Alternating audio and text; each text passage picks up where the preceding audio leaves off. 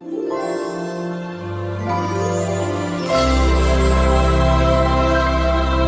दोस्तों, स्वागत है फिर से आपका हमारे इस चैनल पुस्तक ज्ञान में। दोस्तों, आज के इस वीडियो में हम लोग बात करने वाले हैं क्लास 8 के हिंदी का बुक भारत की खोज का पाठ 9, जो कि है 2 पृष्ठभूमियाँ भारतीय और अंग्रेजी। इसका आज हम लोग दोस्तों ब्रीफ हिंदी एक्सप्लेनेशन देखेंगे। तो चलिए फ्रेंड्स, देर ना करते हुए इस वीडियो को शुरू करते हैं।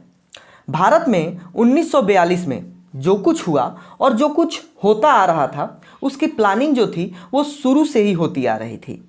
अब दौर ऐसा आ चुका था कि सभी लोगों ने अपने अपने मन में ठान लिया था कि अब कुछ भी हो जाए, अंग्रेजी शासन को हम लोग सहन नहीं करेंगे। अब तक लोग पूरी तरह से अंग्रेजी हुकूमत से ऊब चुके थे तथा इस हुकूमत में होने वाली बर्बरता को अब लोग बर्दाश्त नहीं करने वाले थे। सभी लोग चाह रहे थे कि किस तरह से इस अंग्रेजी हुकूमत को उखाड़ फेंका जाए।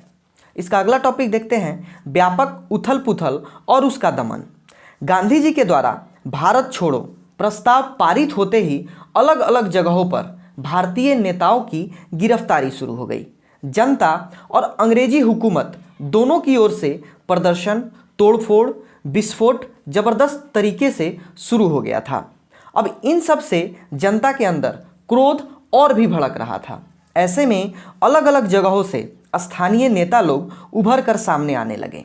जनता ने उनका अनुसरण किया, वो जिस तरह से कहते गए उन सभी बातों का पालन किया। लेकिन यह सहज आंदोलन था। 1942 में अलग अलग विद्यार्थियों ने हिंसक और शांतिपूर्ण कार्यवाहियों में भी अपना महत्वपूर्ण भूमिका निभाया। 1857 के विद्रोह के बाद यही एक ऐसा यूँ कह सकते हैं कि विद्रोह था जिसमें जनता खुलकर आंदोलन में शामिल हो रही थी तथा ब्रिटिश सरकार के विरुद्ध आवाज़ भी उठा रही थी। सुसंगठित और हथियारबंद सैनिकों के आगे यह प्रदर्शन काफ़ी न था। इन प्रदर्शन से जनता देश के प्रति प्रेम तथा ब्रिटिश सरकार के खिलाफ अपनी अपनी नफरत जो थी वो प्रकट कर रही थी।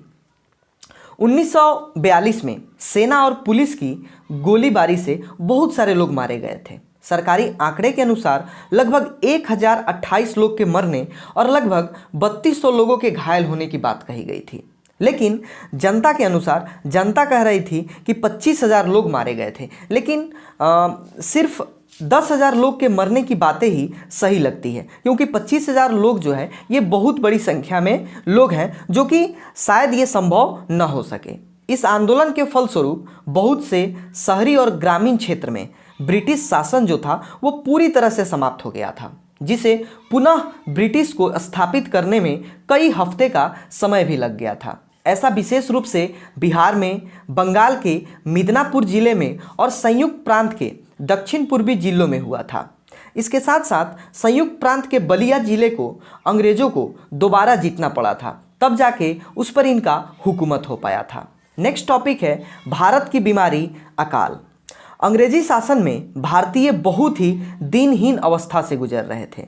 इसी समय भीषण अकाल भी पड़ा था, जिससे उनकी स्थिति और भी दिन प्रतिदिन बदतर होते जा रही थी। इस अकाल का प्रभाव बंगाल और पूर्वी तथा दक्षिणी भारत पर भी पड़ा। ब्रिटिश शासन के 170 वर्षों में यह सबसे बड़ा अकाल था। इसकी तुलना 1766 से 1770 ईस्वी की अवधि में पड़े बंगाल और बिहार के भयंकर अकाल से भी की जा सकती है। इस दौर में बहुत सारे लोगों की जान भी गई थी। इसके बाद हैजा और मलेरिया जैसी भीषण बीमारियां भी फैल गई। इससे ब्रिटिश शासन की बदहाली तथा बदसूरती और भी उभर कर सामने आ रही थी।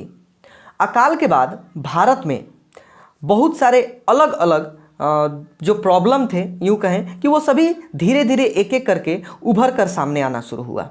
कलकत्ता में एक और सड़कों पर अलग अलग लाशें बिछी हुई थी, तो दूसरी ओर जो भी बड़े लोग थे या यूँ कहें कि जो बड़े तबके के जो लोग थे वो अपने ऐशो आराम में डूबे हुए थे।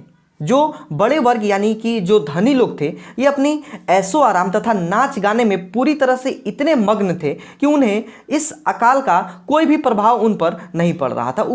वे लोग इस बात से भी अनजान थे कि हमारे आसपास जो है बहुत सारे लोग भूख से मर रहे हैं, लेकिन फिर भी इन्हें किसी भी प्रकार का किसी भी तरह का कोई भी दिक्कत नहीं था। इस अकाल के प्रभाव स्वरूप जनता गरीबी के और भी गर्त में डूबती चली गई। भारत की इस दयनीय दशा को देखकर विद्वान भारत के भविष्य को लेकर दुविधाग्रस्त थे।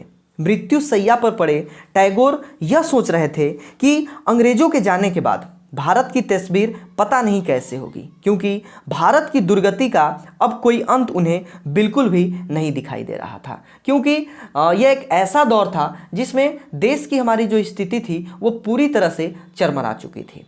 इसका अगला टॉपिक देखते हैं, भारत की सजीव सामर्थ्य। भारत ने अनेक मुसीबतों को झेलते हुए भी अपना अस्तित्व बनाए रखा है।